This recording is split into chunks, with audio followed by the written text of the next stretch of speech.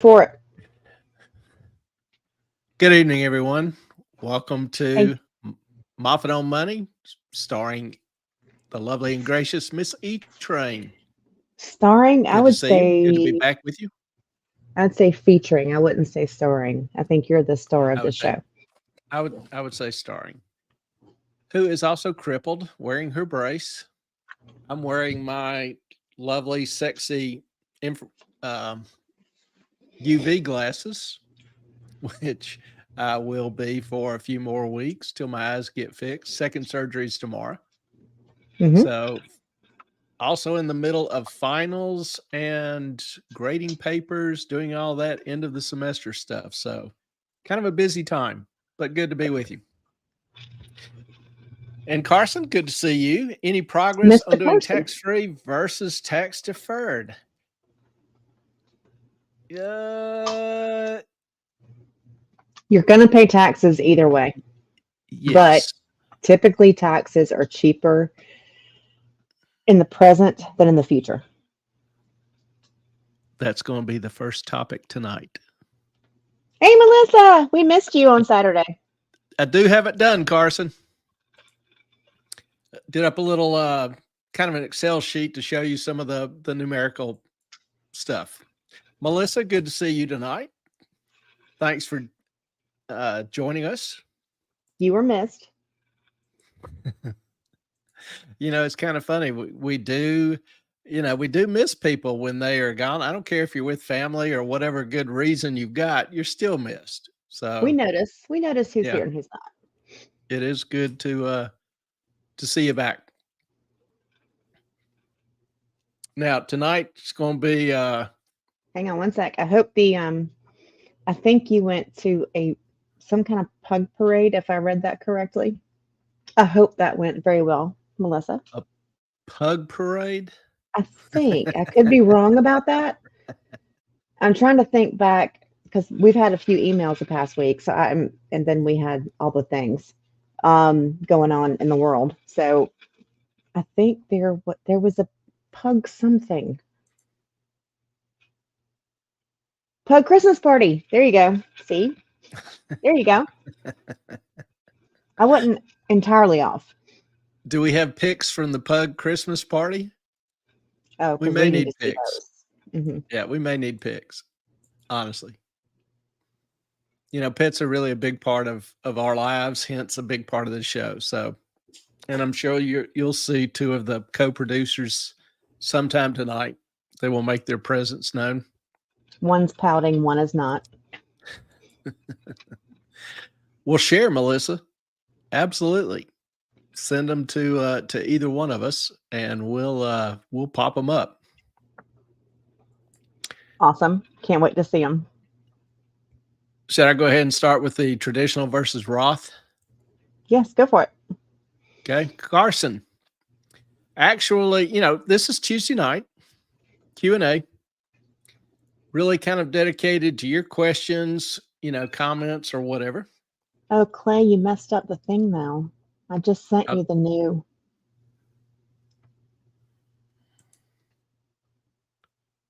new background. Okay, I did not receive it, so hadn't changed it, hadn't touched it. We'll do that instead. Okay. Well, it's something. I'm trying to brand this just a little bit, okay? Yeah, y'all like how she says I messed it up when I didn't touch anything? I We sent know. it We to you. understand. I emailed you the new one When because did you I email me the new one? about 10 minutes ago. 10 minutes? Hmm. Swerfer. Yeah, it's 7:07 at least 3 minutes before. Yeah. I have it at 6:58. Okay, 9 minutes ago. Anyway, Carson. Q&A.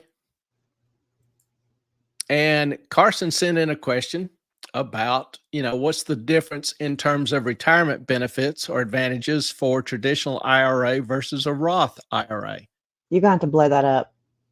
Okay. Can't see it. The idea is that the traditional IRA is a is not taxed when you put your contributions in. Do it on a pre-tax basis.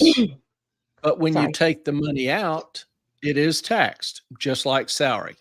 A Roth Hey, Brentwood. IRA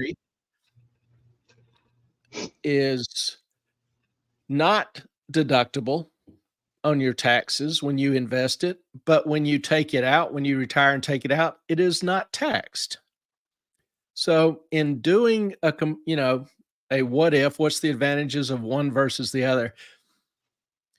Everybody's situation is going to be different and unique. So I have to make some assumptions, and the assumptions will obviously greatly impact the actual outcome. But hopefully this will give you an idea of kind of what you're looking at.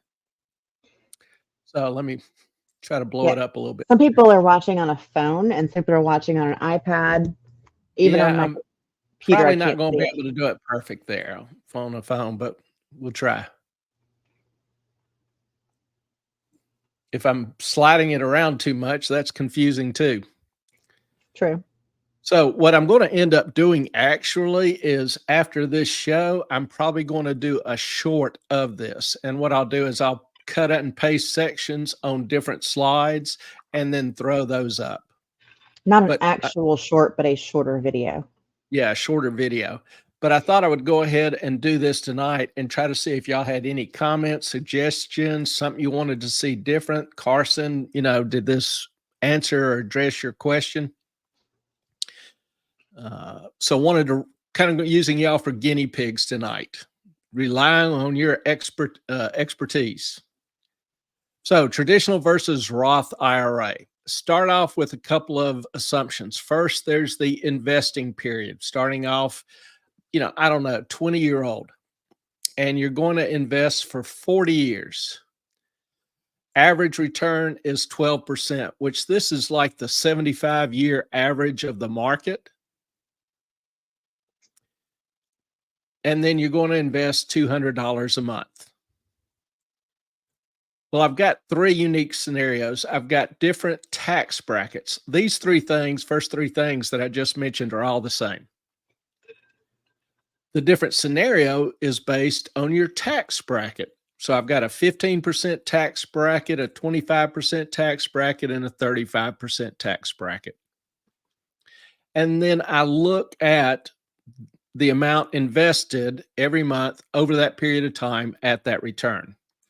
So with a traditional IRA, since you get to invest it on a pre-tax basis, your tax bracket does not matter.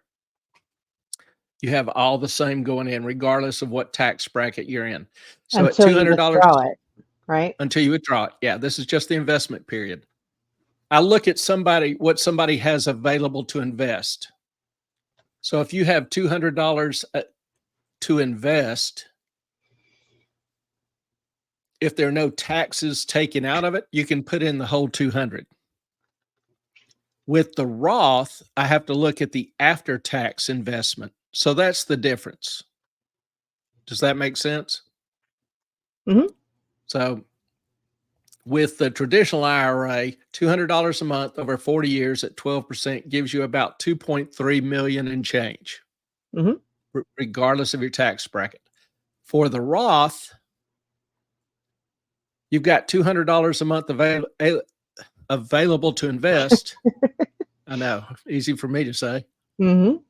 But 15% of it comes out in taxes, or 25% or 35%. So you'll have 85% to invest, 85% of the 200, or 75% of the 200, or 65% of the 200 to invest after taxes.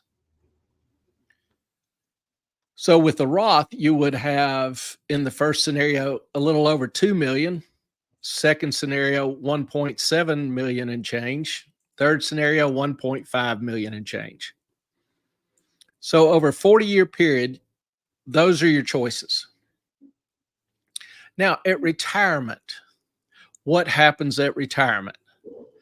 With a traditional IRA, you have the 2.3 million available for withdrawal. So again, I've got to make some assumptions. I've got to assume how many years are you going to withdraw it? The minimum is about 20 years. So I So you're use that. so you're Pardon? assuming that they're starting at age 20 for No, 40 years. assuming you're starting at 65 and you're going to live for 20 years. No, I'm talking about the original. The You're original, you start assuming. investing at 20 or 25. Okay. That's what I was just clarifying that. Yeah. And then you retire for you retire at whatever age, and you assume you want to pay out over 20 years. Now, this is the most conservative scenario with the highest payout because it's the shortest period of time. Now, you could anticipate that you were going to do. Actually, another reason I chose this was because in Canada, with the RRIF, you have to, at age 70, I think it is, you have to set it to where you retire in 20 years, to where it pays out over 20 years. So the minimum payment or earnings during this time is 3%.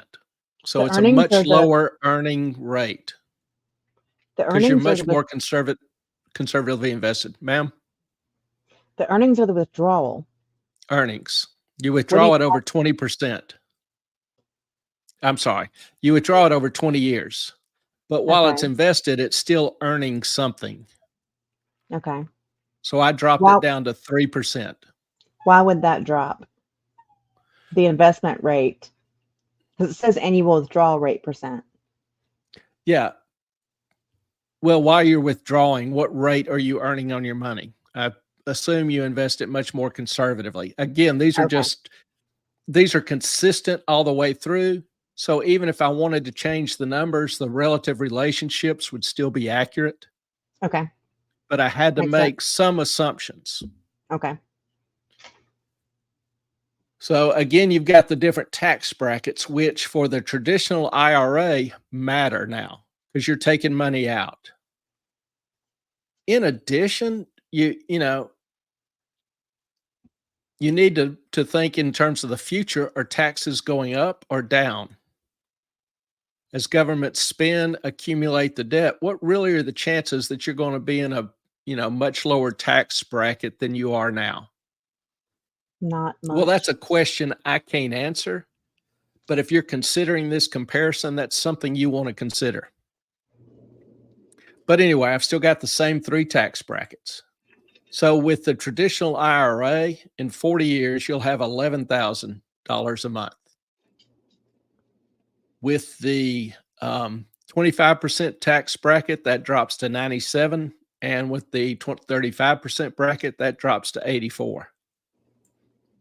The Roth, the monthly payment, doesn't matter what tax bracket you're in, there are 0 taxes taken out. So you have $11,092, $9,787, and $8,482. If you'll notice, they're pretty close. They're pretty close to what? They are almost identical. Yeah. So what's happening here is the math is just because of the fixed scenario, the math is working out to where there's no difference between those 2 scenarios. Okay. Because with a Roth, you get penalized as your income grows up and you start paying a higher tax rate later. You're able to invest less. Whereas with the traditional IRA, when you're retired, you're taxed. So you get paid less. But the math ends up working out 6 one way, half a dozen the other in that regard. So you're saying that if you are not making a ton of money right now, but you plan on making more money in the future, that you should go ahead and go with the Roth, because that taxes you now. Are going up in the future. tax rates are going up in the future, then the Roth may have an advantage to you. Because here, even if you were averaged, say, a 25% tax bracket, you would have $1.7 million. You'd receive $9,800 a month. Mm-hmm. Well, with a regular IRA, you could have 2.3 million, but if taxes increased, you'd be getting 8,500 a month. Yeah. So, that's one way to look at that and compare. I did one other scenario. I kind of took the strengths of both and put them together. Mm-hmm. For example, when you are, what I do, roll it. Oh, good Lord. When you're Okay. young and in a very low tax bracket, Mm-hmm. where taxes really don't matter to you, or you pay almost no taxes, obviously a Roth would be the way to go. So I Mm-hmm. assume you do the Roth for the first 15 years.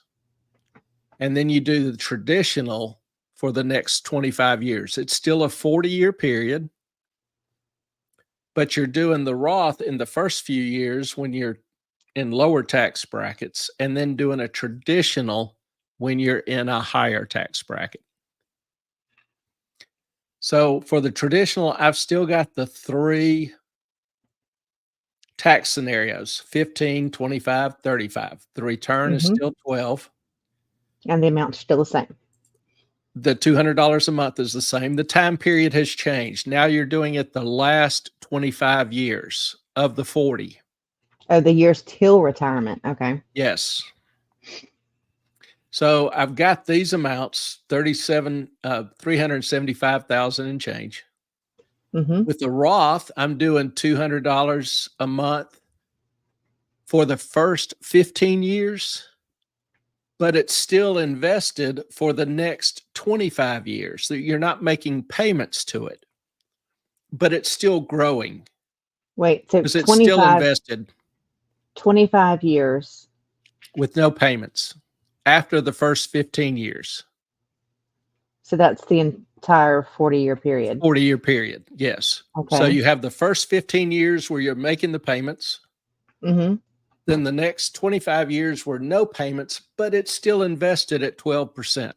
So why does the traditional IRA not continue to invest? Well, it's the last 25 years. I've got a 40-year period, Right? right? 40 years. Say yes. Yes. First 15, I'm doing Roth. Okay. Next 25, I'm doing traditional. To For 65 the years total old. 40 years. Just for 40 years, whatever ages. Okay. Okay. So if I start off that first 15 years with the Roth, Mm-hmm. I'm making payments to the Roth. And then after 15 years, I stop and open up and start making payments to the traditional so I can deduct the payments. Okay. But that Roth is still there. It's still invested. And whatever I have contributed that first 15 years is going to continue to grow until I start withdrawing at the end of Okay. 40 years. Okay. So you got to back up a little bit so I can see both. Go back to the first one. So this is what you're doing for the first 15. No, I'm doing the Roth for the first 15. Okay. And then back up. So you're doing the traditional for the Last 25. Okay. I guess because they were in different order, it was. Yeah, I just kept them in the same order as they were above. But the probably the confusing thing is I've got 40 here years to retirement with the Roth. Mm-hmm. I couldn't, I probably should have expanded this a little bit more. Investing period 15 years, non-investing in accumulation 25 years. Yeah, because you're assuming someone's working 65 years. No, I'm assuming they're working 40 years. Right, but I thought the 25. Are you still doing both? I I don't mean to be No, that's, obtuse. I'm just trying to figure it all out. let me do this.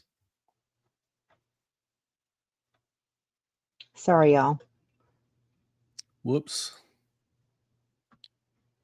Because the traditional is 25 years and the Roth is 40. Let's see if I can do this. Hi.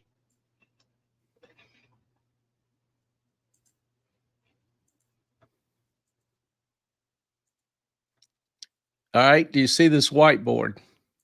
Yes, sir. Do y'all see it? I assume y'all see it.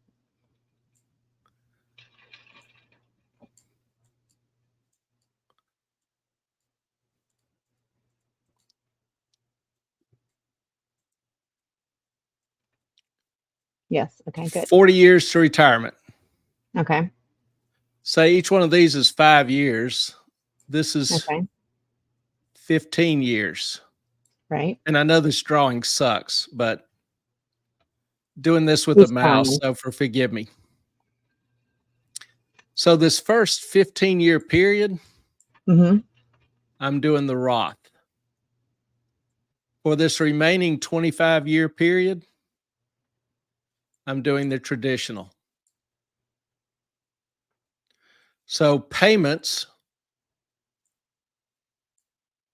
$200 a month for 180 months, which is And that, 15 times 12.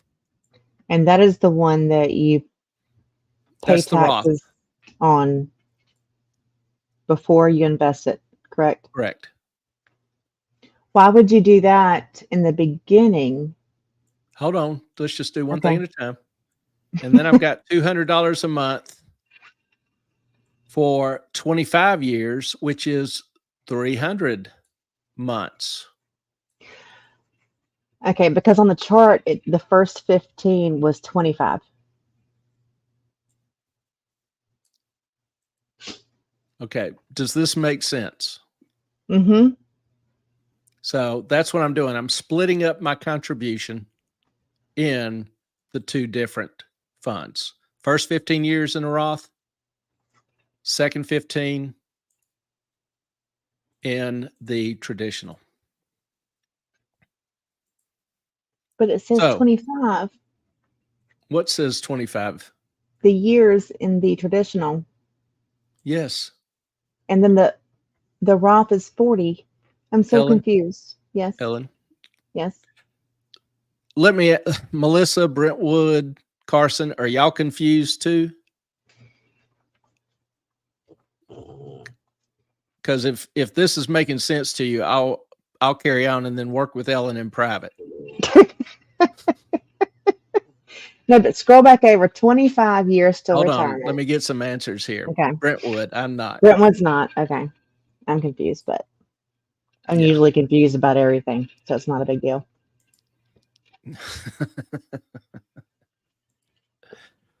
So what I did was I combined them. I've got the traditional and I've got the Roth. Mm-hmm. So with the traditional at the retirement age, I've got 375 in the traditional. Again, 3% return, tax bracket of 15%, 25%, 30%, and 20 years to withdraw. So I've got 5,000. If my tax bracket's 15%, I actually need to tweak this.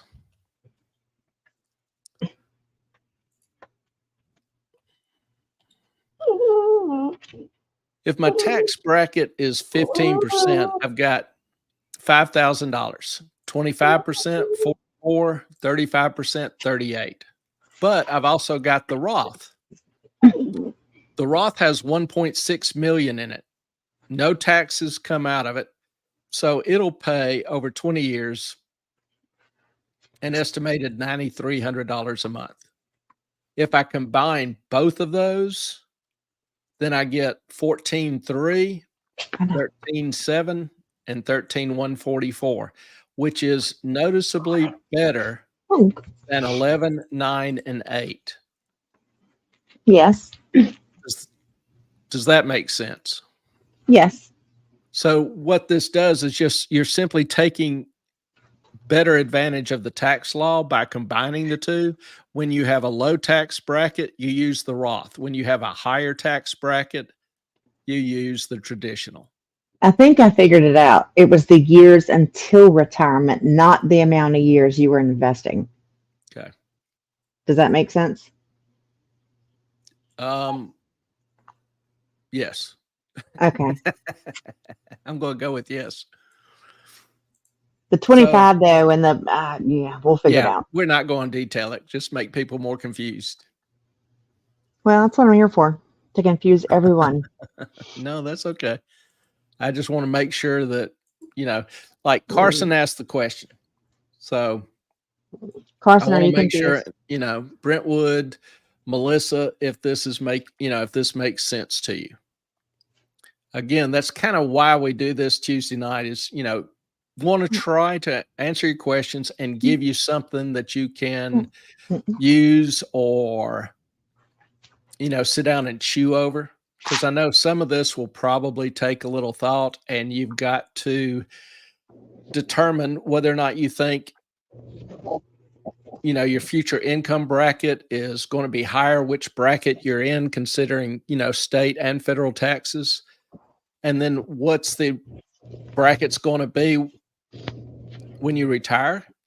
What earnings are you going to have? Are you more conservative than an average investor? Or are you, young enough and feisty enough, you're willing to try to earn a higher return than this? So there's a lot of assumptions I have to make just to do this table, but they can be adjusted. So, isn't there a calculator that you have that can kind of help with that? Yeah, the .gov calculator does this. Yeah, the one we've used before. What is it? Is it calculator.gov? I thought it was .com or .org. Oh Lord, I have a chunk issue. There's a BALL is a 4-letter word in this household, and he just found it. Excuse me.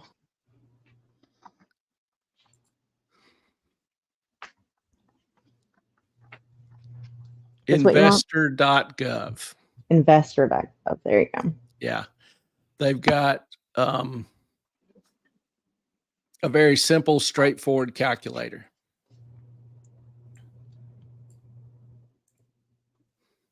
So the way that would work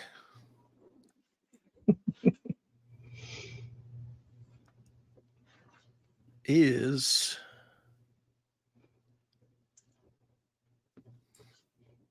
Brentwood, thank you.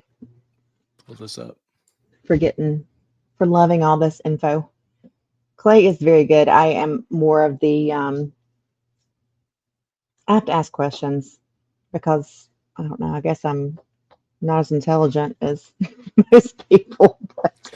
No, part of it's just, explanation. My explanation makes sense to some people. It doesn't to others. I've been in a class with 30 people. Some people will have a question about what I say. Some people don't. That's just human nature. Well, I just need to know what every number means and why it's there and why you did like age to retirement instead of the I have to pick something.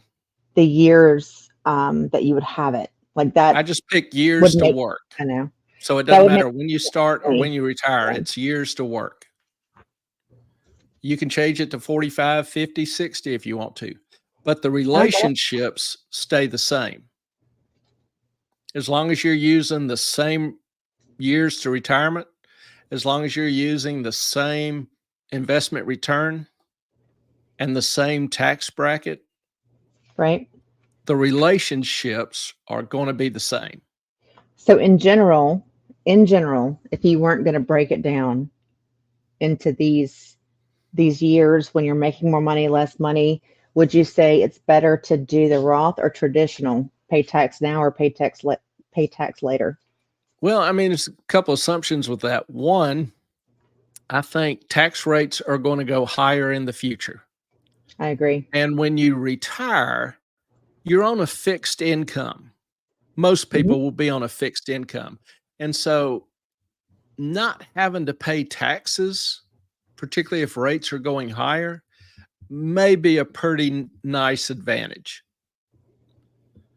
Yeah. But I agree. again, those are assumptions. So, you've got to make your the best informed decision you can. Now, you can calculate these same numbers I did.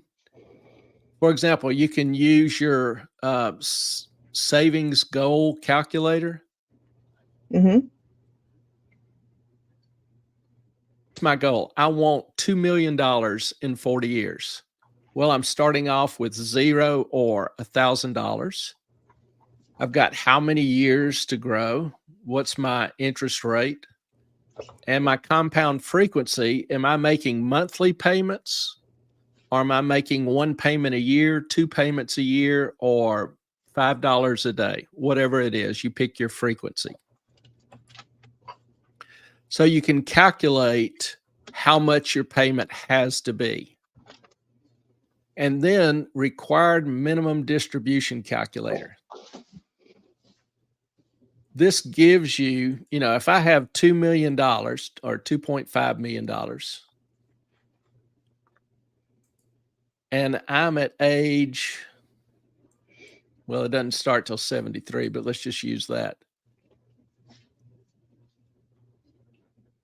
Oh, and by the way, since you're paused, I'm not paying attention. I'm actually trying to give a little more attention to Rumble. Sure, not a problem. So I apologize if I'm looking down and not. But Brentwood, oh, well, I guess it was on the screen. Never mind. I was like, what? Forget it. And I talked about how in Canada, the RRIF, once you hit 70 or 71, it has a withdrawal distribution period of 20 years. Well, in the US, if you're 73, it's 26.5 years. So that kind of determines what your minimum withdrawal can be. So if you have one of these IRAs or RRIF, you have to withdraw a minimum amount every year. So it changes depending on your age. As you get older, it shortens. But so I just use 20 as a default. If you retire at 60, it's going to be a much larger number.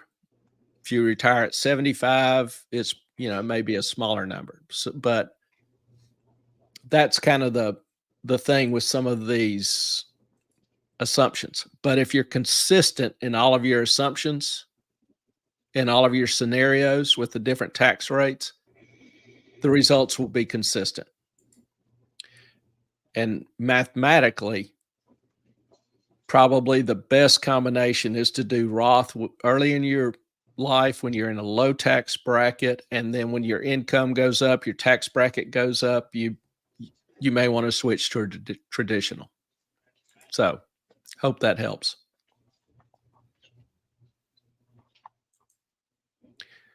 And if there's a particular scenario you want me to try to run, let me know. I'll be glad to try to do it. I mean, that's kind of one of the advantages of being a small channel. If I had, 100 or 200,000 subscribers and, 2,000 people watching this, probably couldn't do that. But, like I say, we're just kind of a little family here. Love you guys. And if there's something I can do to help, be glad to do it. Again, I'm not offering specific investment advice or legal advice or tax advice. These are just for estimation purposes. So I hope that helps. And if any guys want for us to email that spreadsheet to you, that's also. Yeah, I think it would probably be better. Let us know. Yeah, it would probably be better if I do it, because some of the devil's in the details. Right. And, or at least if I'll be glad to mail it to you, you can do it and send it to me and let me check it over, see if it's consistent. No, I just meant the spreadsheet that you did just now. Yeah, that's what I'm saying. Yeah. Okay. The formulas are in there, and, a couple of them might be confusing if somebody doesn't have a good understanding of Excel. And if they try to edit or change or whatever, some of their assumptions aren't consistent. For example, in this one, I've got a 12% return every year. Mm-hmm. Well, what if somebody said, well, maybe I have 12%, for a few years, and then 15%, and then 8%. Well, everything changes. Changes. Yeah. Of course. And it's not a consistent comparison. It's not apples to apples. That's a So good game, by the way, to play with your kiddos if you have some, or grandkiddos. what, Excel? Apples to apples. No, Excel is, I love Excel. I have But done, anyway. Yeah.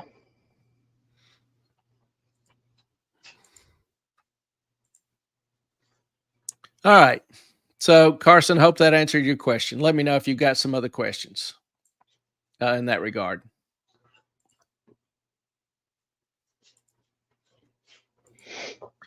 Ellen is doing Rumble, but she also What? came up with some other questions. I'm not I sure did. if people had sent these to her or not. It's just me. Just Ellen.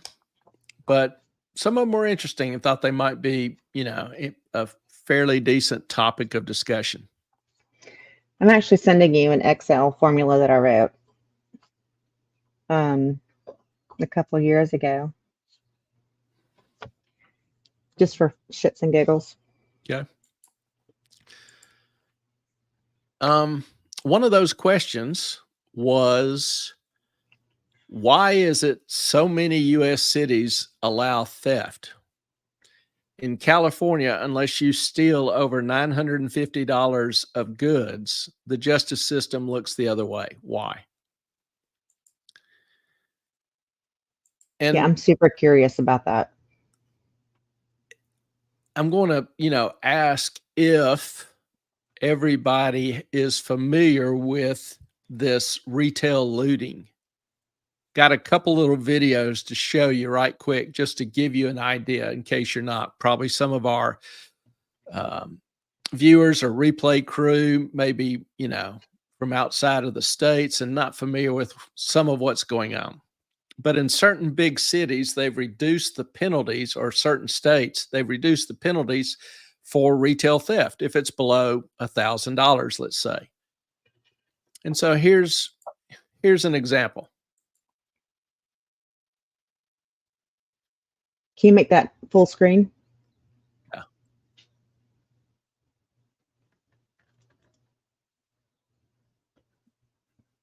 Can you hear that? No, of course not.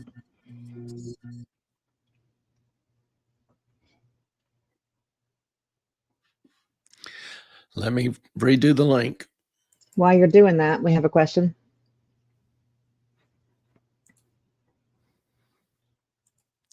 Hold on, I got to only focus on one thing at a time.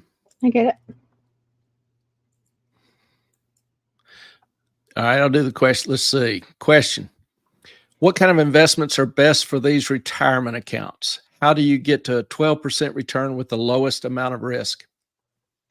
That's a good question. It's it's easier kind of to ask than it is to explain. We've talked about risk before. And one thing that you need to understand, it doesn't matter what investment you have, there's always risk. For example, I had a lady client come in. She had worked as a secretary for literally 40, 45 years. Her husband died when she was very young. And she worked for a small law firm, and they didn't have a retirement plan. So she was ready to retire. And when he died, he was killed in the Korean War. When he died, he received a $10,000 death benefit from the Department of Defense. And, $10,000 back then was a pretty decent amount. It would buy 3 houses, 3 3-bedroom, 1.5 bath houses. So, but she was only 20 and had a neighbor who was a insurance agent. He came to her and he said, I know you don't have a lot of financial knowledge or whatever, and said, I know you're a conservative woman and you don't want to, risk the money. So I can, help you if you want. I can put the money in an investment that will guarantee your principal. It will be safe. And she said, well, that sounds good. So she gave it to him. Well, 30 years later, Guarantees you'll have that yeah. $10,000 30 years later. And so, 30 years later, she's coming to me about to retire and wants to know, what she should do. She was referred to me by a priest. She actually wasn't per se a client. He called up and said, hey, I know you do some pro bono work and got this little old lady in the parish that is retiring and, needs some help. And, heard that, you were willing to help some people. So she comes in, little old, small, petite lady, pink hair, just had her hair done. She was so proud of it. She was redheaded. Don't say pink. It was pink. Well, and she was proud of it. And it stunk to high heavens. Just had come from the beauty shop. Yeah. And so we sat down and I just in a few minutes, I grew to love her. She was just a dear soul, very sweet, kind soul. Well, she told me about her retirement. She was going to get a $232 a month Social Security check every month, plus this annuity that she had invested in 35 years prior. Well, what she had done, what the agent had put the money in was called an annuity. And what he guaranteed her was 1.25% for 30 years. 1.25%. So basically, her $10,000 over this 30-year period had grown to $14,600 and change. So she had $14,000 and $232 a month to live the rest of her life off of. She had 2 major loves in this world. One was having her hair done. The second was taking care of her little dog. She had a little poodle that she dearly loved. I got a little dog. 2 little dogs. Well, I'm the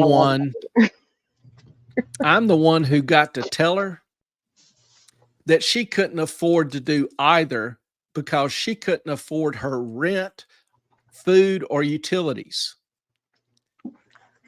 Now, long story short, if she had invested it in the stock market in what's called an index fund or a mutual fund, even. Yeah, index mutual fund over this same 30-year period, if she had done just 12%, this market average, she would have had over $660,000. And this was in 85. That was real money back then. If she had invested it in a very good mutual fund, she could have averaged 15%. And if she had done that, she would have had $1.2 million in 1985.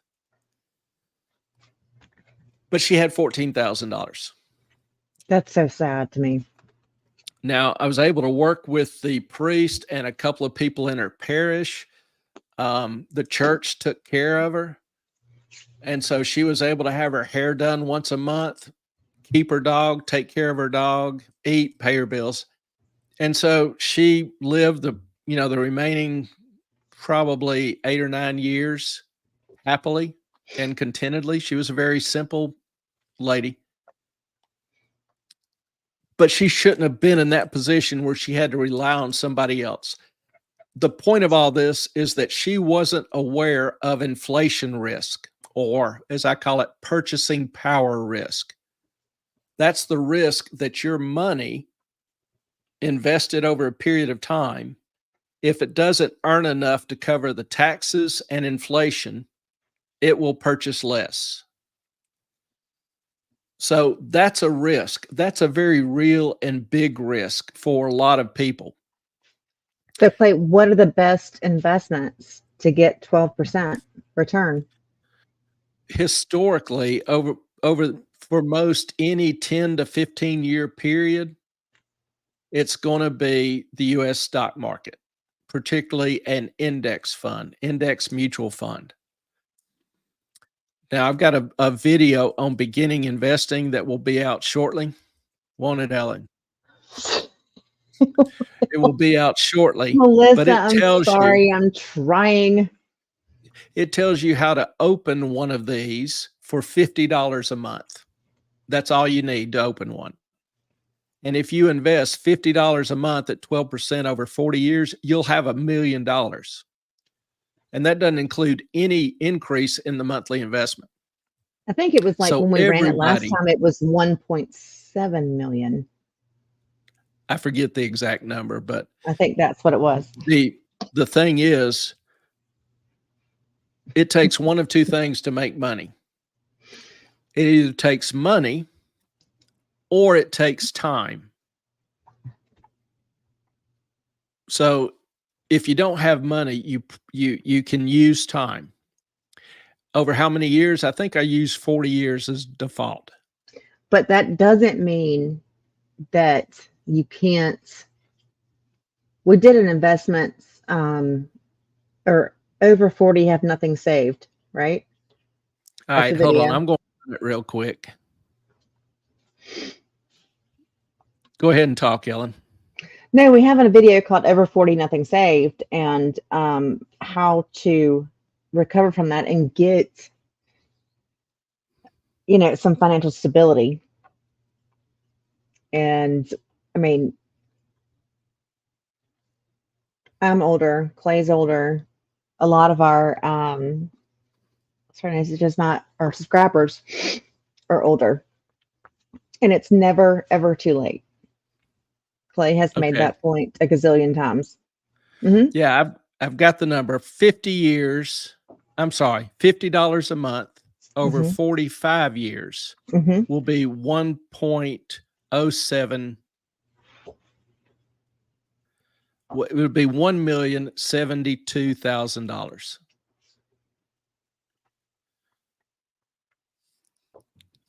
So obviously, if you increase that, it's better. If you increase it, for example, to 100,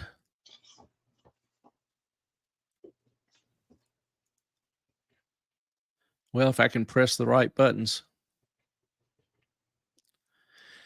it'll be $2.1 million.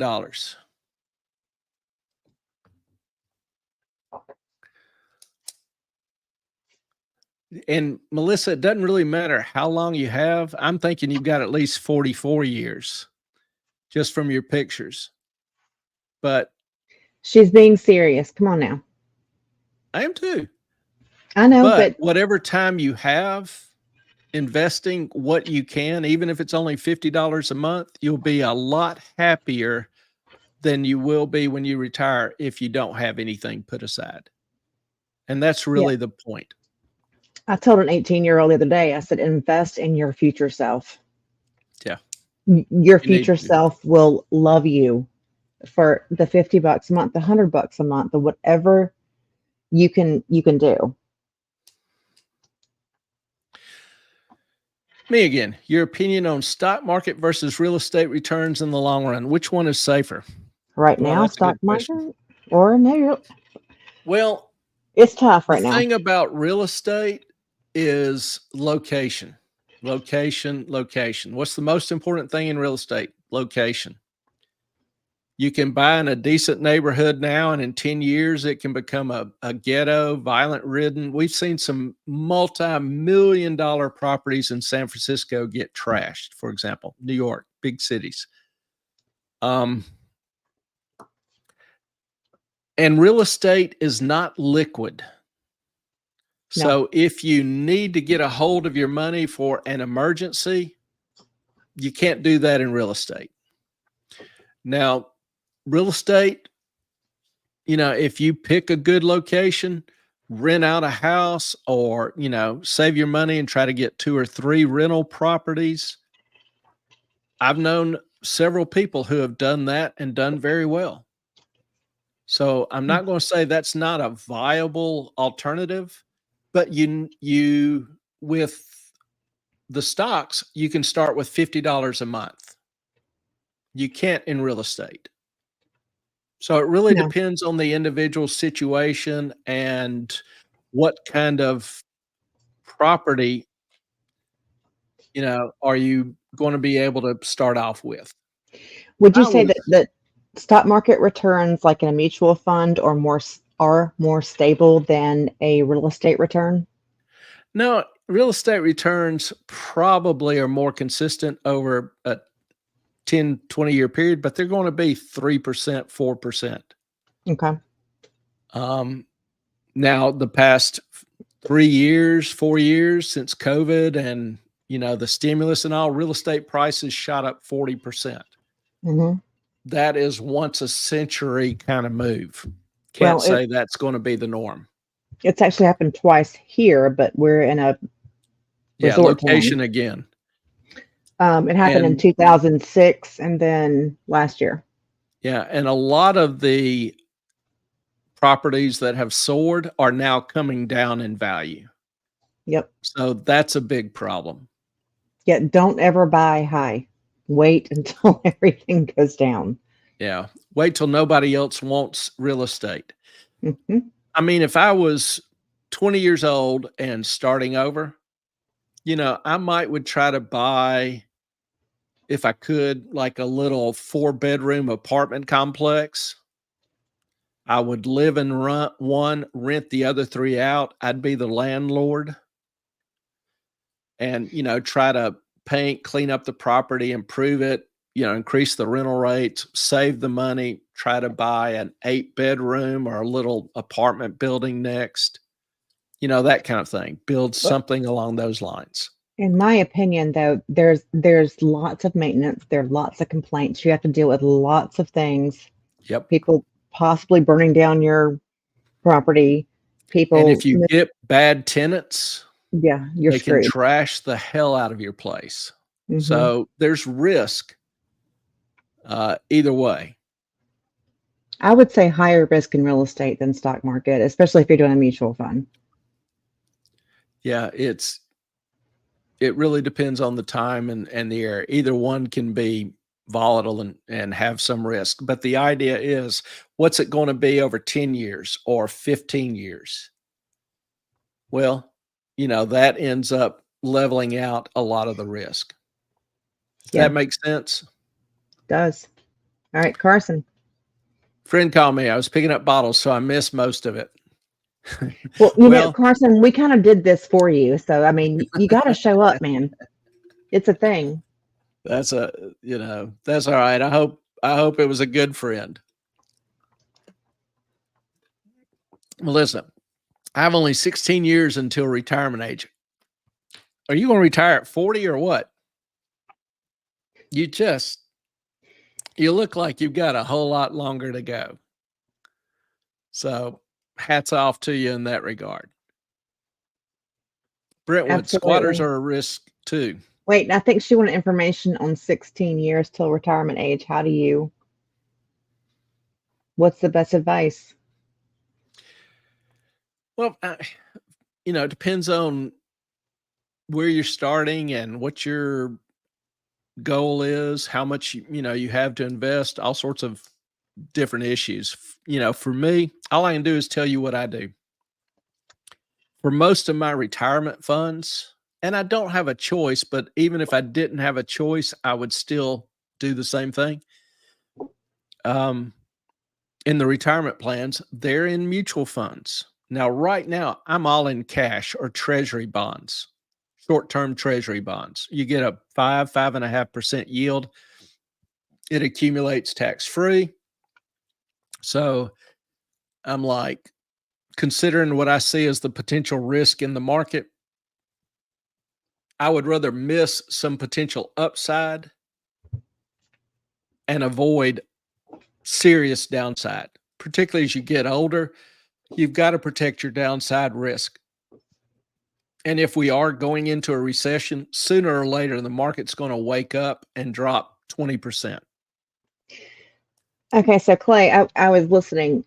You know that I watched the Senate and House hearings, and the big concern is that we're going to have 1.7 trillion in interest on our debt over, and it's just going to increase over the next few years. Right. So the biggest concern I heard from Congress was that no one wants to purchase our debt. No one, especially at the rate we're going. Do you have thoughts on that? Yeah, I pointed out last month there was a 30-year bond, treasury bond auction, and the auction was horrible. Long tail. What was it? 60% went to dealers who have to buy, who had to buy it. There was no consumer demand for it. Well, there was another 30-year bond auction today or yesterday. Boy, I'm getting my days all running together. Anyway, like I said, I'm in the middle of finals, and I'm getting 200 questions, emails, text, whatever, every day. And I will mention he's having his second eye surgery tomorrow. Yeah. So in terms of the debt, this recent bond auction actually went pretty well. And part of the reason for that is market expectations. The market now is thinking the Fed is going to cut rates starting early in 24, which I kind of doubt. But anyway, I don't think so either. A lot of people in the market think so. So they're trying to lock in the higher rates for longer. So the 30-year bond auction today or yesterday actually was pretty decent. It was a pretty solid auction. So, but long term, as the monthly debt this month that we accumulated was $369 billion. This compares to, what was it, 94 the previous month. We're adding on debt like it's going out of style. We're going to be hitting the rate of adding $2 trillion a year in debt. In my opinion, discretionary spending should be cut off completely. Well, let's just stay on one thing at a time. Debt, spending, the increased debt. So yes, I think particularly as the U.S. Treasury issues more and more and more debt, that right now there's demand for it from buyers. And if the stock market starts to tank, you'll see a lot of people fleeing to the short-term treasuries. But long-term, it's a supply and demand. There's not insatiable demand for endless treasury securities. So as the U.S. continues to issue tons and tons of treasury debt, sooner or later, the market's going to be like, we're full. And so the rates then will have to start to jump up possibly significantly. Now, when and where and exactly that happens, I can't tell you. My crystal ball is not that perfect. There's a lot of ifs, ands, and buts between here and there. But that's kind of the longer term scenario I'm expecting, particularly if spending isn't constrained rapidly. Our interest expense is going through the roof. We are probably 6 to 9 months from spending 100% of what we collect in income tax revenue just on interest. How do you think that we compare to other countries in that respect? Well, we talked about the relative private debt to GDP ratios last time. China's at like 305%. Canada is somewhere around 260. We're somewhere around, what was it, 140? Yeah, I was going to say under $1.50. Yeah. We're high. We are way too high. That is historically a very high level. Canada has blown past that. China has made Canada look like pikers. What about So Russia? Do you know? don't know offhand. Okay. So the Chinese economy, that's part of the reason why the Chinese economy is collapsing, because just structurally, systematically, they have such huge debt issues. I mean, their two largest real estate developers have gone bankrupt. Again, They Osprey have all out there. these cities that they built that are completely empty. Mm-hmm. And they used such cheap, I saw a video today, used such cheap manufacturing techniques that some of these tall buildings are just falling over and collapsing. One guy had a pry bar, and he was on one of the floors, I don't know, 10th, 12th floor, and he stuck it in the concrete and was just pulling the concrete off. I mean, if this thing has, age-wise, that kind of concrete is not going to last. If there is a minor earthquake, tremor, if there's a flood that causes vibration in the building, it's coming down. So extremely cheap construction. But these cities are huge. They've got 50 empty 40-story skyscrapers in them. Yeah. They spent a ton of money building these cities. You can Google and find them. So China's economy is going to suck for a while. I just heard ospreys. I still hear them outside the window. We are quite close to Fort Bragg, Cherry Point, and Jacksonville. So it always just gets me a little concerned when I hear all that. We got to get to some comments, though. I'm sorry. Squatters these days are a risk, too. They are, yes, absolutely. A huge risk. You have a difficult time in the U.S. of not evacuating them, evicting them. It takes maybe a year to evict somebody who is squatting in your property. Mm-hmm. And that's insane to me. Yeah. You ought to be able to get a shotgun, just load it up with rock salt, go clear it out. We have a salt gun. There's another one. Damn it. Sorry. Yeah, I'm talking about like a 12 gauge. Yeah. No, I was just talking about another osprey. Melissa says you're very sweet. I think she was talking to you. No, you were talking about how she didn't look like she was 16 years from retirement. I agree. And then Carson agrees. She calls BS on Melissa. He calls, sorry, I didn't mean to call you she. He calls, y'all, I'm tired. Yeah, Carson and I are just spitting facts. That's all. Thanks, Carson. I credit genetics and no kids. Kids will, they will wear you down. I'm just saying. They're a great joy and a great pain. Yes, and I just said we're quite close to Fort Bragg, MCAS, Cherry Point, and Jacksonville. Yeah. So we hear them at different times, and at different times they're more really they're more than others. And that's when my ears perk up and go, okay, what's going on? Yeah, just training. That's all they do. Oh, Clay. All right, we were talking about California or cities and states that don't, where you have retail looting becoming a serious problem. So for those of you who maybe aren't familiar with this, wanted to show you this little video. Hopefully, and I'm sorry, Melissa. I'm sorry. I know you're in California. 15 hours straight, looters have laid waste to the store. Some of them are still inside. This is the problem. This surveillance video shows the first moments of the break-in. And this was the scene at the ShopRite today. A heavy National Guard presence. Everything here wiped out. No meat left on the counters. Look at this.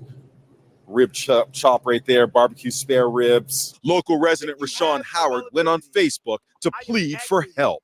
Come down here and help us clean this ShopRite, please. I spoke with him today. For an owner that does so much for our community, that gives people second chance opportunity to work. These are African Americans in this community that he employs, and you destroying this market like this now unemploys them for weeks. Sandy Brown and her husband own the ShopRite. Did anyone call the police? Numerous times. What happened? Nothing. Nobody would come.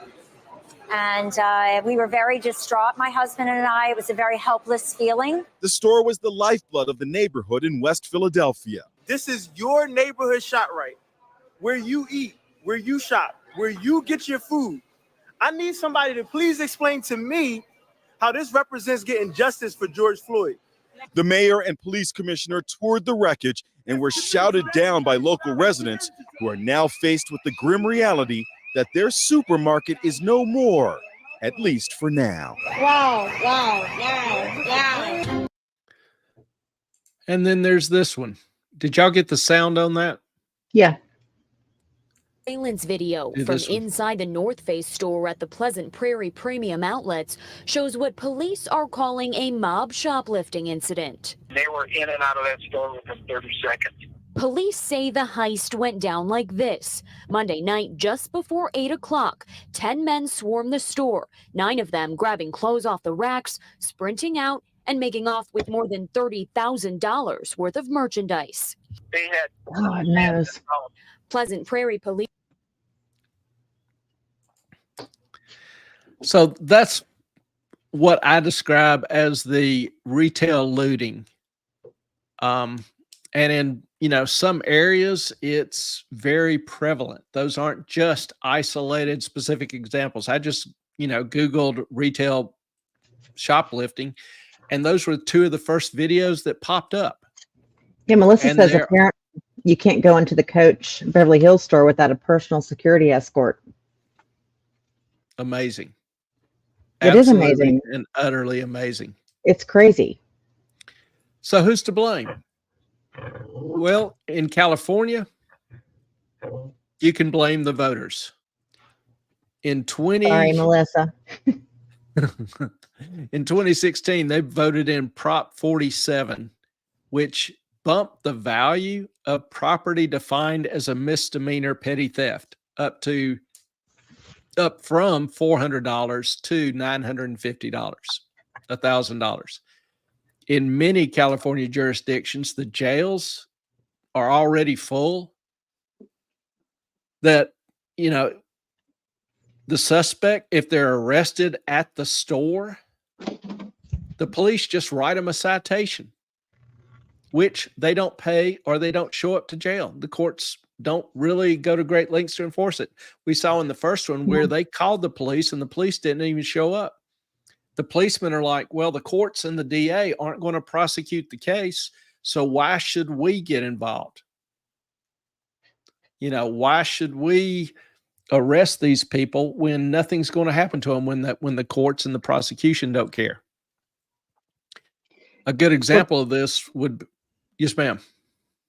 I was going to say that if I've mentioned this already, y'all let me know and shut me down. But Elon Musk was saying that George Soros is brilliant because his whole thing was to hire or support elections in larger Democratic towns or cities that would support people like the attorneys or the attorney generals that would not prosecute crime. Yeah, a good example of that would be in California, Contra Costa County's DA, Diana Becton. She stated that, officers should consider whether a looter, quote unquote, needed the stolen goods before they charge them with a crime. How do you which judge need? Which I think that's absolutely wonderful. I do.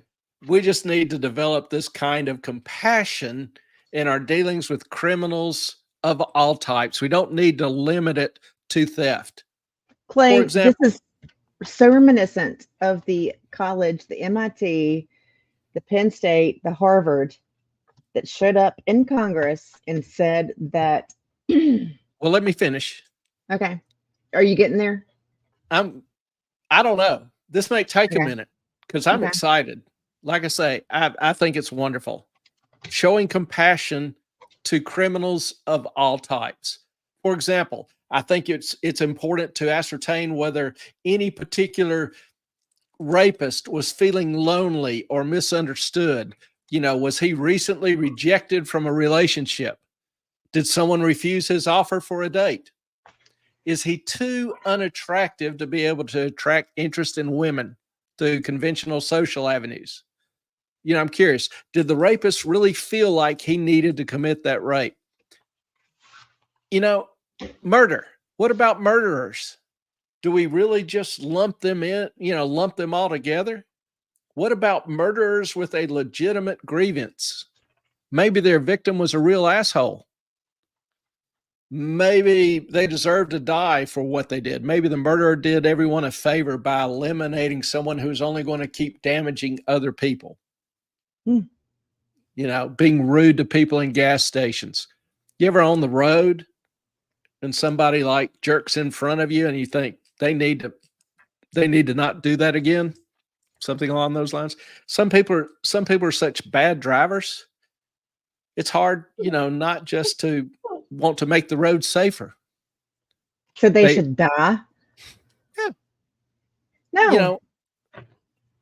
Well, if it's true for looting and murder and rape, it should be true for every crime. We should judge every crime by the needs of the criminal. Did the car thief really need the car? Maybe his credit was bad. He had no other way of getting a car. Maybe the kidnapper needed the ransom to pay his college tuition. Maybe that, drug dealer who's selling meth and crack didn't do well in school, on tests in school. Fentanyl. Parental expectations can be really, really tough to live up to.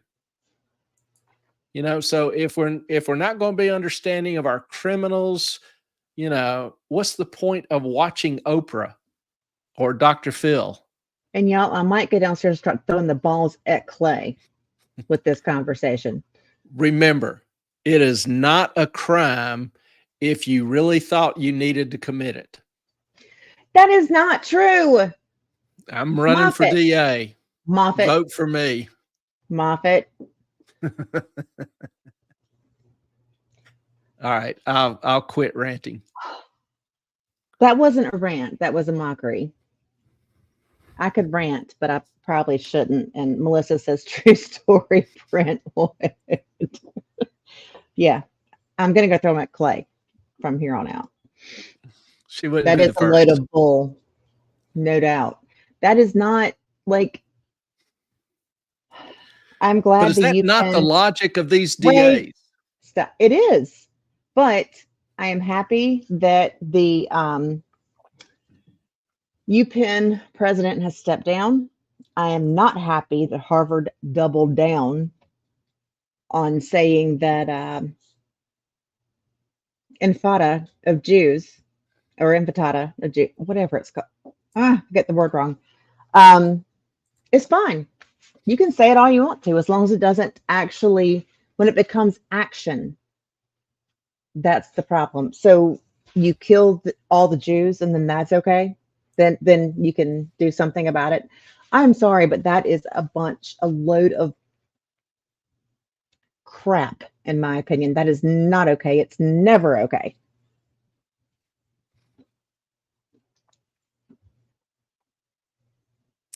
Not only was their school president talking about genocide needed to be, as far as whether arguing for genocide was good or bad, it needed to be considered in context, her words. She also has been shown to have plagiarized. She's only got 11 publications, which is extremely small number, but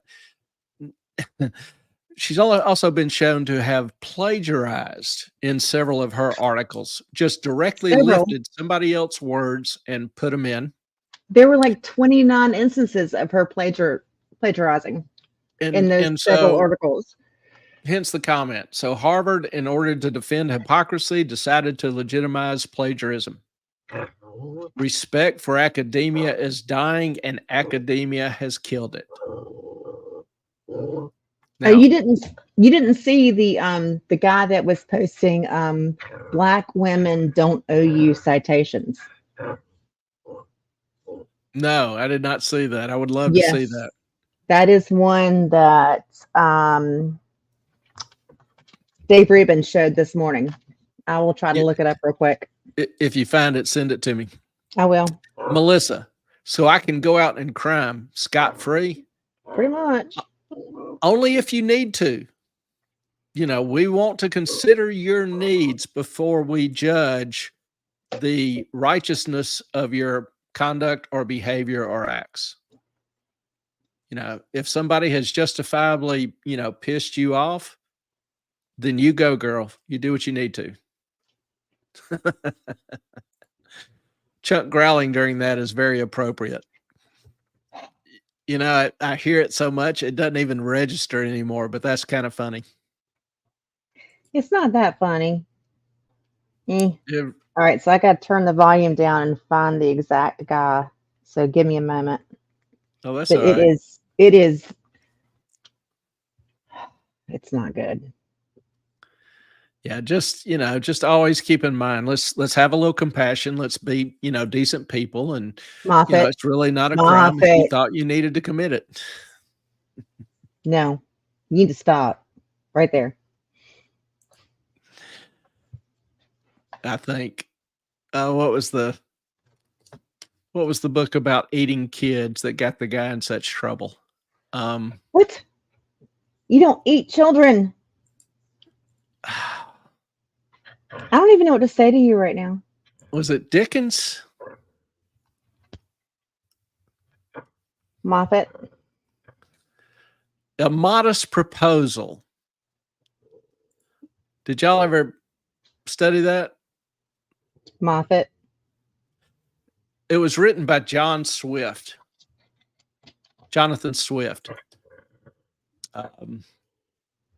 who I believe was a fairly devout Christian, but it was satirical hyperbole. And what he was doing by, you know, making a modest proposal that, you know, you should cook children.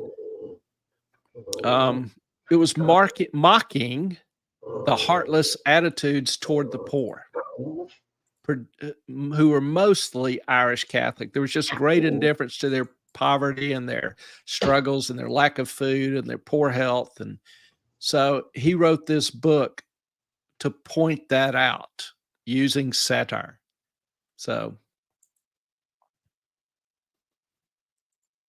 Brentwood, no, I don't remember it.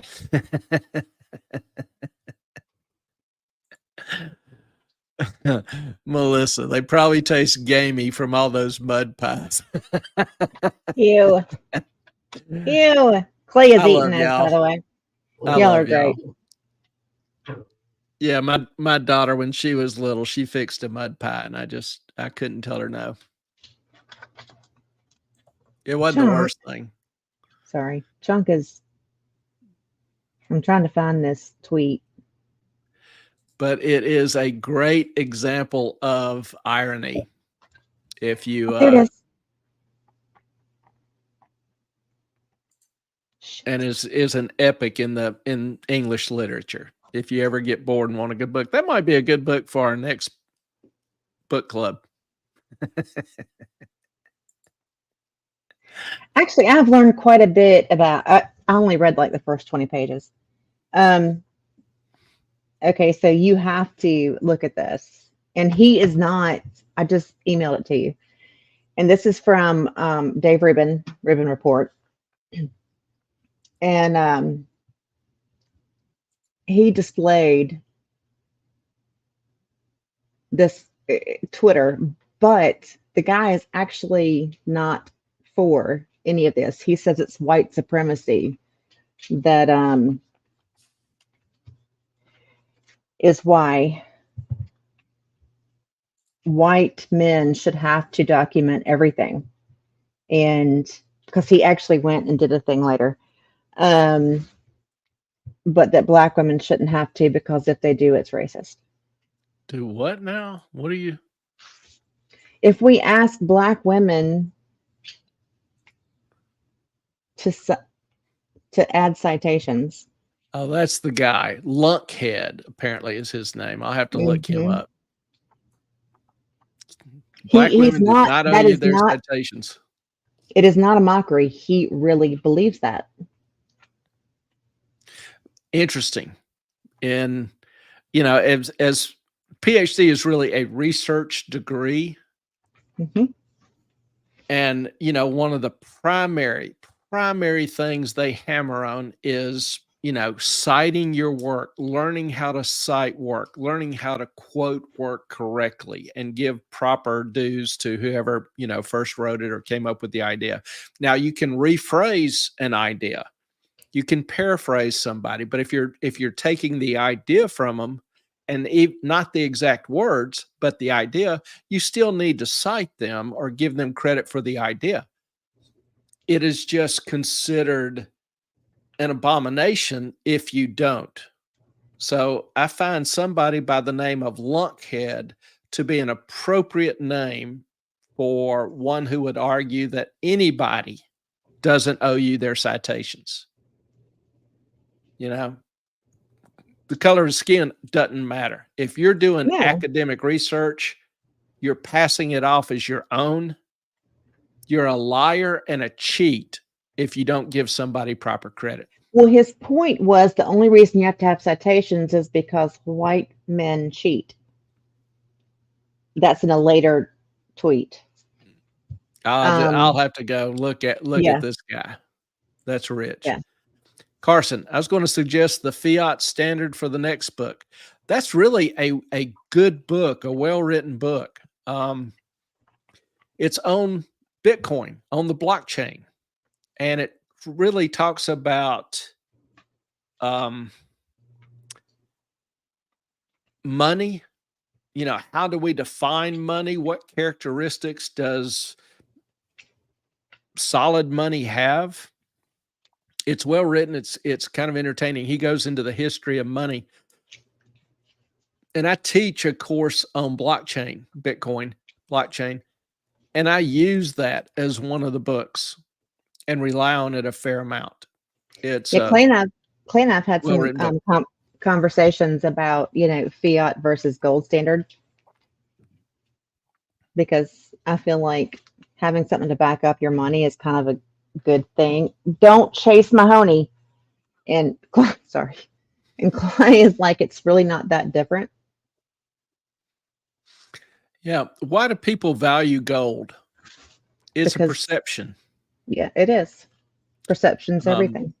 Fiat money. I've had good friends. I had a friend, Tommy Rowe, was killed wearing my tennis shoes. Was he killed for those tennis shoes? Somebody said maybe. What? What? You have people killed for tennis shoes. Why? True. It's perception. Because they see value in them.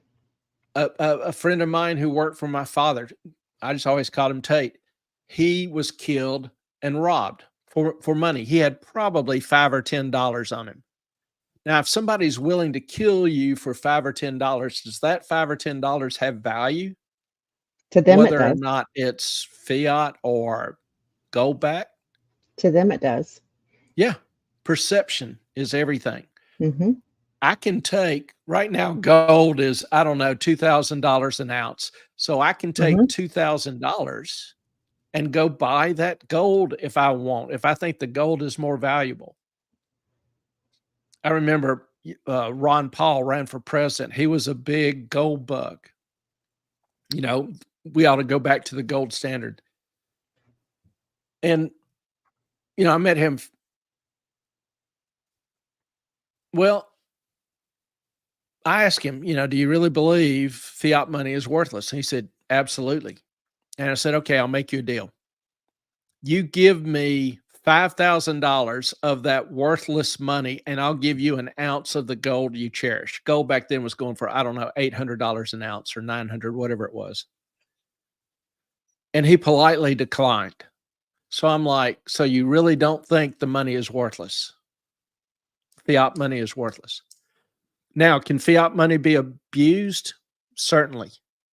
Can gold-backed money be abused? Certainly. We had inflation, we had depressions, we had recessions on gold-backed currency. Either one can be abused. We even had one of the nights we talked about Bitcoin, and we talked about the history of money using some of the ideas from the fiat standard. And we talked about how Rome, with their world empire, established the first kind of international trade with a standard currency that was valuable and solid. Well, future Caesars, emperors of Rome, ran out of money. So they began a process of what's known as clipping coins. They took in all the coins that had, 8/10 gold, melted them down, cast more coins with only, I forget exactly, 6/10 gold. So they reduced the gold content. So even on a gold standard, you can have deflationary money. You can have inflation.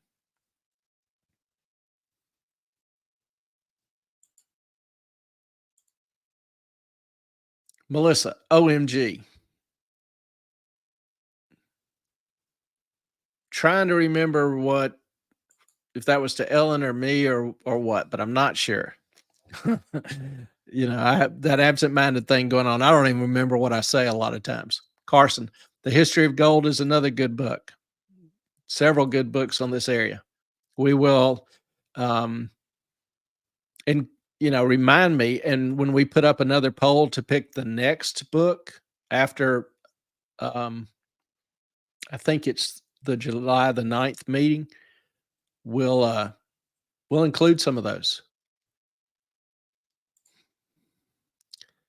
Carson, and now we get to why some coins have ridges on the edge.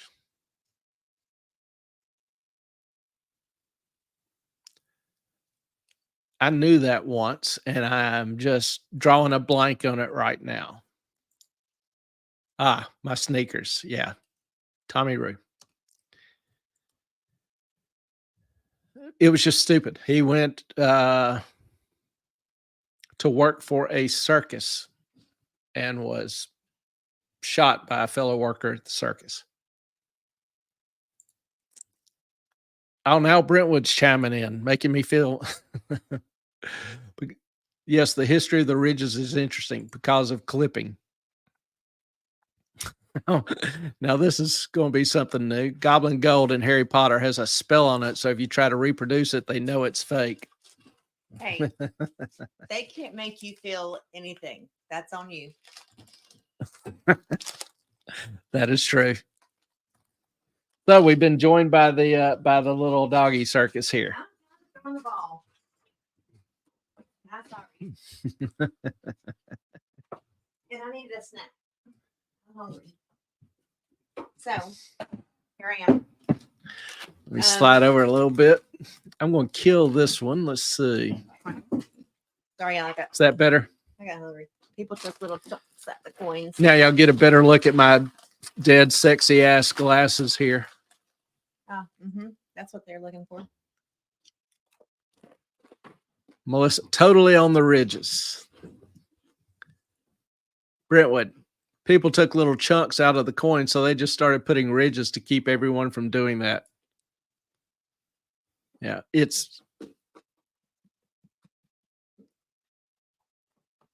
yeah. No, the ball. It's the ball. I'm still going to dig that up, but that might be an interesting topic to redo one night, is take another look at money and its history, and starting with the Roman Empire. Some fly gliders. He's gonna wear them like forever. For at least 4 more weeks. And this is the end of my first week, and it's annoying as hell. If y'all could see, I had to put a sheet up here because in his office said that because he doesn't wear them like he's supposed to. Yeah, I kind of do. I don't know. I got some lovely baked sour cream and cheddar chips here that I am dogging on. I do apologize. Which means she really doesn't apologize. She's hungry. I'm hungry. If I had a Snickers bar, I'd be banging her with it. Banging me with it. Well, hitting you on the What head. the hell was that, man? I could have chosen better there. Stop short of debasement of the currency, undercutting its value. Yeah, there is a whole night or session to cover on that. So we may do that again. Melissa, that would be fun. Totally BW. Assume that's referring to the fly glasses. And yes, phrasing. You know, I feel like because everything I say is recorded now.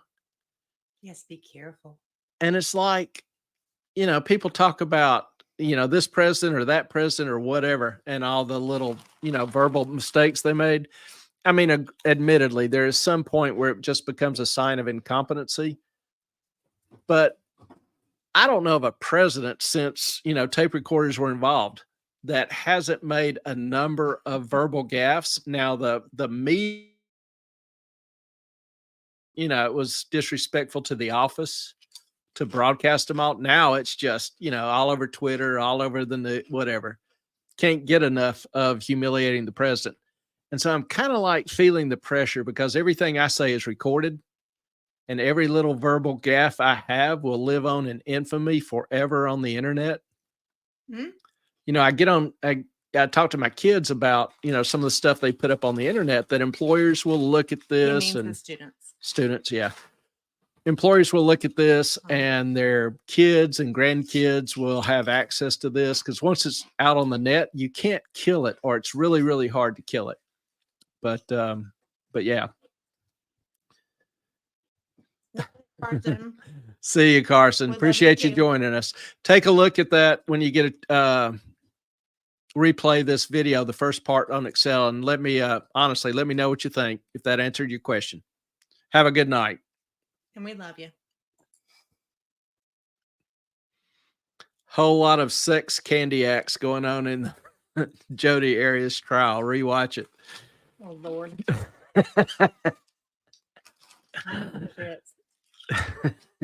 Yeah.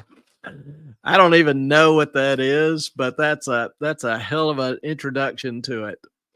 Oh, Melissa, my adopted sister that I've known since I was a kid lives in LA. Need to hook you two up. She's a sweetheart. Why? Throw it out there. Oh, that's fine. Not a problem.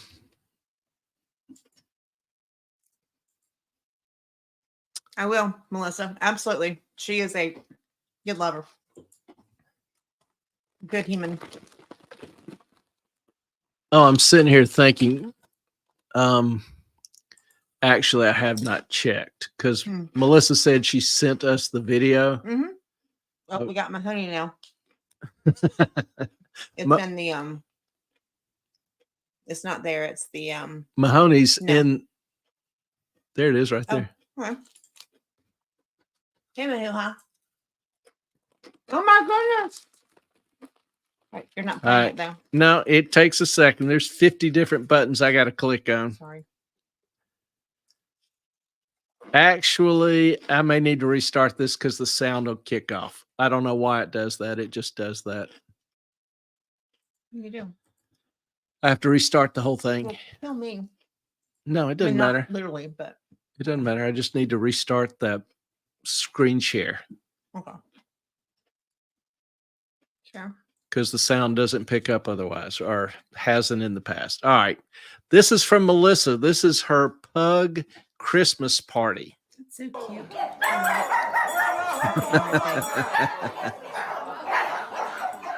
Aw. Which one's green bean? Yeah, which one's green bean? There are so many pugs. That is just a passel of pugs. Passel? I know. But those pugs. There's so many little puglings. That's cute as hell. Oh, Chunk, that hurt, honey. You know, I was sitting there thinking, a pug party, are there enough pugs to do that? But just walking around the streets around here, there's a ton of people that own pugs. But Mhm. yeah, I never thought of doing just a pug party, but But we're the only ones with Morkies. yeah, it's a damn cute video. Thanks for sharing with us, That Melissa. is so sweet. I love it. GB says Santa's scary. I'm assuming that one right there is green bean with the the neon. Is this green bean? We want to give the star the credit, his proper dues. I have too many things on my lap right now. Chunk, go get the ball. Like she said, she's tired of throwing the ball, so she came down here to throw the ball. Oh, he got your apple core. Can he eat that? He snatched it. I don't know if apple seeds are good for him or not. Well, it's not going to grow an apple tree in his stomach, I'm sure. No, I'm just wondering about toxic. I don't think so. Yes, that is green bean. That's So what I there's the star thought. of the show right there. Making his hasty exit from camera. He's like, I don't think so. I'm not doing the Santa Claus thing. You can forget that. He is barking at Santa. And Santa's kind of creepy. He's thinking that dude ain't right. Mm-hmm. Strange dude. Comes in your Brentwood. house. Via the You just- chimney. Good dog. What Bark at that. else are you doing? You probably can't see Chunk because he is black as midnight, but he Every time we take pictures of him, He's it's looking. just like a black blob. yeah. You really get no idea of what he looks like. He actually is cute as hell in person and in good light. He's just amiable. So he didn't like the Grinch. Aw. Well, he's developing good judgment. I don't know, man. Like, how do you?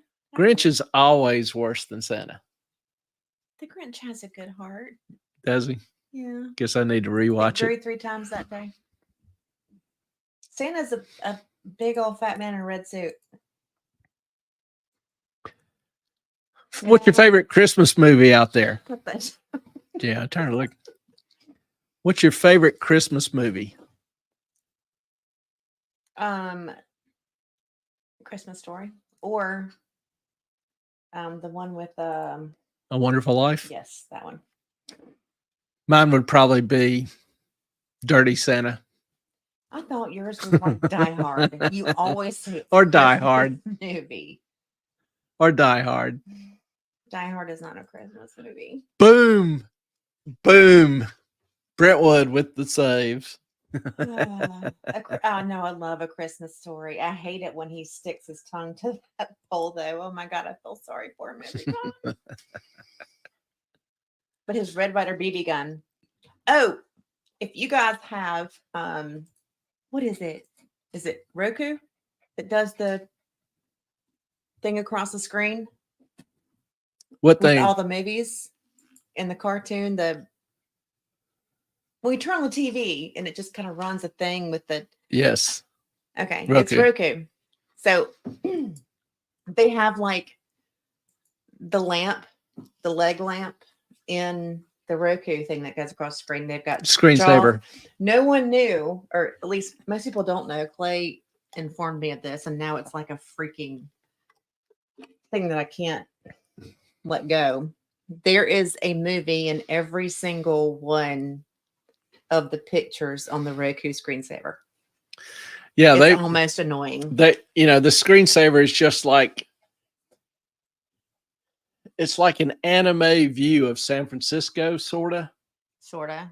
But every building, every little bench, there's Everything. water behind it, like the Bay Area, the little ships in it. It's got a little Alcatraz Island. It's got the Golden Gate Bridge in the distance. It's got, The lamp from Christmas Story. Yeah. In one of the windows. One of the windows. It's got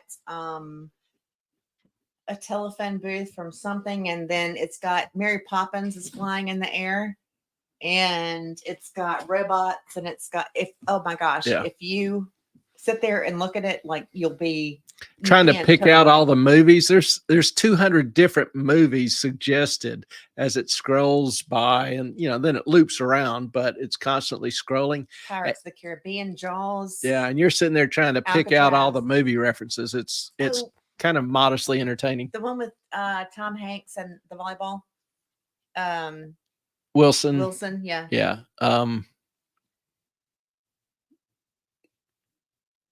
It's not Stranded. I can't think of the name of it. Me neither. Damn it. He's got to look it up.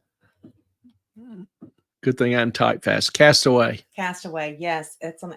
Hey, my dad a leg lamp and had it signed by Peter. That's so That's cool. epic. Whoops.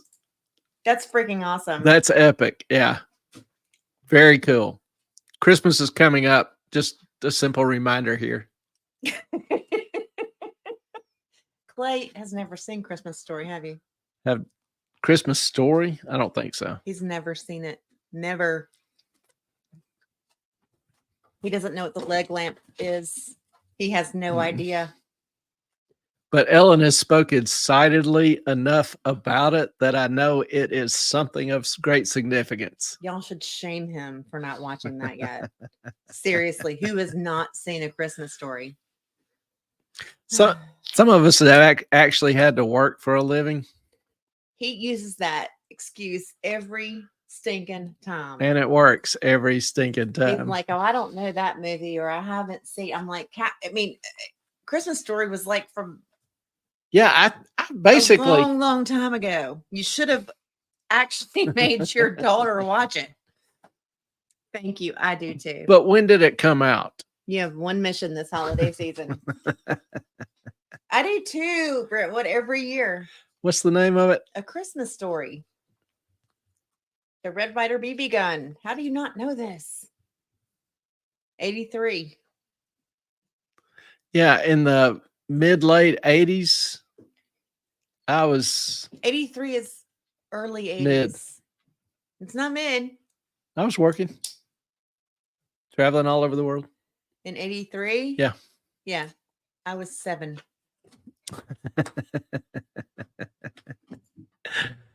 Clay, you're done with work for the year, right? I am in the Chunk. process of finishing up. Well, Chunk just So- destroyed all the papers he has to grade. So that's a good thing, right? Y'all want to say goodbye to Chunk? Yeah, he pretty much did things. His life expectancy just greatly reduced. He's a handful, but he's irascible, but he's just damn lovable. It's irritating, but he's just damn lovable. We do need to start a movie club too. I like that.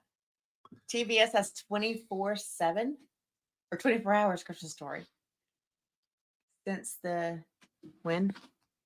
Since the 90s. 90s. So when does it start? Because Clay, I can't get him to watch it.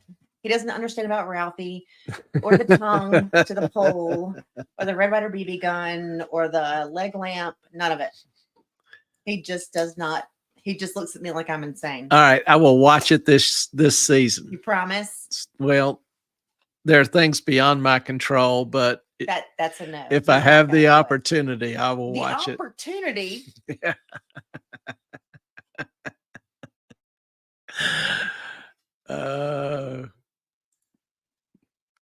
Dear God, Clay. Dead God. She meant dear. I'm kind of dear. Y'all, we may have to force this upon him. Now, and just understand, I don't make many promises, but I don't break any. So I'm very careful about what I promise, and I don't And promise things into the future He very has not often. Promised 'Cause Christmas Story. I either cannot- This season. I cannot control the future. I may not be alive. The rapture may come, take me away. So Ellen will have to watch it on her own. When I have seen it a million times. I mean, I'm gonna have the rapture. That's always his excuse for everything. Hey, know you know, that. it may. Clay, mop it. It may. Negative. You can watch it for me. Moffat. Tell me about it. I have told you, and you Give me don't the- get it. Give me the Cliff Notes version. Moffat. The good Cliff Notes version, not the ADD one. All right, I'm gonna give y'all his phone number. Okay, so y'all can just call and harass him. Just remember that there is a fee for that I have needs, and you wouldn't want me to go all gangster on your ass. So What? well, if they call and harass, I'm entitled to go gangster on their ass. No, you're not. So I have No, I no. may feel the need. No, not our subs. No, you have no text daily reminders. I have begged him to watch it since I've known him, which is what, 5 years? At least. At least. And he has no interest. We have to. He had the gangster classes.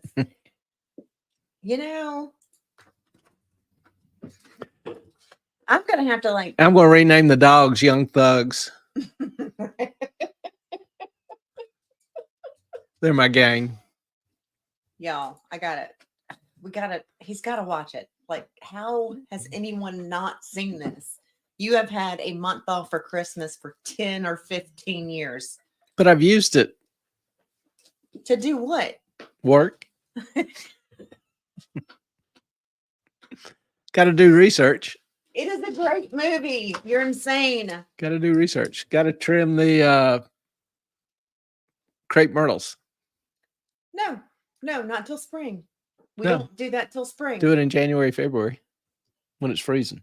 After the Christmas. first freeze. Christmas. Same thing. You have 2 or 3 weeks to watch. Do y'all see what I deal with here? All right, let me put it to y'all. Die Hard is a Christmas movie, yes or no? No. Clearly, yes. Okay, if you say yes, he will never watch A Christmas Story. Yes, Brentwood.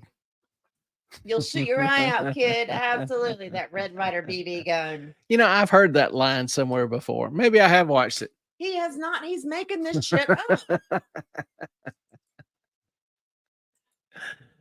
Why are you so opposed to watching a movie? Because it was done in the 90s, 80s. 80s, even worse. 80s was bad movies. Oh God, y'all! I can't. I got nothing. I can't. I mean, It's a Wonderful Life. Is that a horrible movie as well? That was done in the 30s. What's your basis on this opinion? Talent or no talent? Oh God, y'all! I'm dying. It's a Wonderful Life was done in actually 1946. My bad. I thought it was pre-World War II. James Well, you Stewart. were wrong. Imagine that. But I admit my mistake, my errors. Yep. Christmas It is. Story is referenced everywhere all Christmas season. Well, see, I think the Christmas story that they're referring to is Jesus's birth, No, that's not. not the movie. But Brentwood, love you. Die Hard is a Christmas movie. All right. I'll watch it. You will love the dad in the movie. Please Mhm. take a few hours of your life to watch it. Think and need to actually watch this. And holding his eyes open with toothpick is Not a thank you. crumb. Thank you. I agree. Uh, Melissa, I'm taking you up on that. So, in addition to WAP, we are professionals. Mhm. We'll probably have Not a Crime as a Brentwood trademark. needs it too. I need that too. It's not a crime if you need it. Okay, so I have got to make sure it's between like 9 a.m. and noon because you're definitely awake. You've had coffee. What? You've had coffee. Oh no, I sit down in the evening. I can't sit and watch a movie during the day. No, I need to do it in the evening. Yeah. He'll be asleep, especially after his second eye surgery. Oh, you're Mhm. talking about tomorrow. Yeah, between my surgery's not till 9 or 9:30. that's when I have to be there. It takes them a damn hour to numb the eye up. They have to do the drops repeatedly, so I probably won't be back till 11. Okay. Okay. Can we do a poll? How you do polls? You don't do them. I don't do them. You can though. Okay. Great. Poll. Okay. Should Clay watch before Saturday? Mhm. I I'm just think I saying. know the answer to that poll. Uh-huh. Start a poll. Or does Clay have to watch it before Saturday?